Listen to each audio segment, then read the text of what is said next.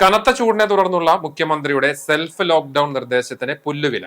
പലയിടത്തും ശക്തമായ വെയിലുള്ളപ്പോഴും തൊഴിലാളികൾ നിർബന്ധിത സേവനങ്ങളിൽ നിന്ന് മുക്തരാകാത്ത സ്ഥിതിയാണ്.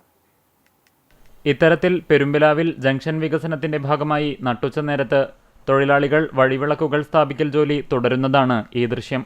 താപനില 40 ഡിഗ്രി സെൽഷ്യസിന് മുകളിലേക്ക് ഉയർന്ന പശ്ചാത്തലത്തിൽ തൃശൂർ ജില്ലയിൽ ഉൾപ്പെടെ കേന്ദ്ര കാലാവസ്ഥാ വകുപ്പ് ഔദ്യോഗികമായി ഉഷ്ണതരംഗ മുന്നറിയിപ്പ് പ്രഖ്യാപിച്ചിരിക്കുന്ന സാഹചര്യത്തിൽ നട്ടുച്ച നേരത്തും റോഡ് വികസനത്തിന്റെ ഭാഗമായുള്ള ജംഗ്ഷനിൽ വിളക്കുകാലുകളും അനുബന്ധ ലൈറ്റ് ഫിറ്റിംഗ്സുകളും തകൃതിയായി നടക്കുന്നു.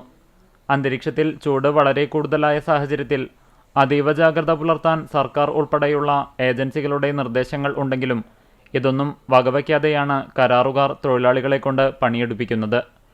ചൂട് വർദ്ധിക്കുന്നതിനാൽ ഗുരുതരമായ ആരോഗ്യ പ്രശ്നങ്ങൾക്കും ജീവാപായത്തിനും വരെ കാരണമായേക്കാമെന്നിരിക്കെ ഇത്തരം ജോലികൾ നിർത്തിവെക്കണമെന്നാണ് നാട്ടുകാരുടെ ആവശ്യം.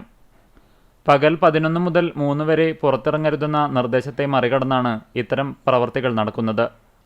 കോവിഡ് കാലത്തെ പോലെ ഇതൊരു സെൽഫ് ലോക്ക്ഡൌൺ സമയമായി കണ്ട് അനാവശ്യ യാത്രകളും പുറംപണികളും ഒഴിവാക്കാൻ ശ്രദ്ധിക്കണമെന്ന മുഖ്യമന്ത്രി ഉൾപ്പെടെയുള്ളവരുടെ നിർദ്ദേശമാണ് കരാർ കമ്പനിക്കാർ കാറ്റിൽ പറത്തുന്നത്.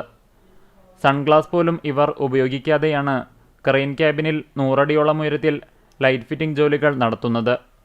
തൃശൂർ ജില്ലയിൽ പൊതുപരിപാടികൾക്ക് നിയന്ത്രണങ്ങൾ ഏർപ്പെടുത്തിയിട്ടുണ്ട്.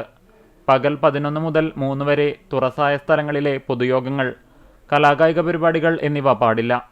ഉത്സവങ്ങളിലെ പകൽപൂരങ്ങൾ, ആന എഴുന്നള്ളിപ്പ്, വെടിക്കെട്ട് എന്നിവ ഒഴിവാക്കുകയും ചെയ്തിട്ടുണ്ട്.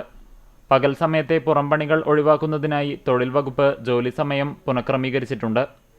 ഇത് കർശനമായി പാലിക്കണമെന്ന് പറയുന്നുണ്ടെങ്കിലും പകൽ സമയത്തെ തൊഴിലുറപ്പ് ജോലികൾ പൂർണ്ണമായും നിർത്തിവെച്ചിട്ടില്ല. നിലവിൽ ജില്ലയിലെ പലയിടങ്ങളിലും സൂര്യാഘാതം റിപ്പോർട്ട് ചെയ്യപ്പെട്ടിട്ടുമുണ്ട്.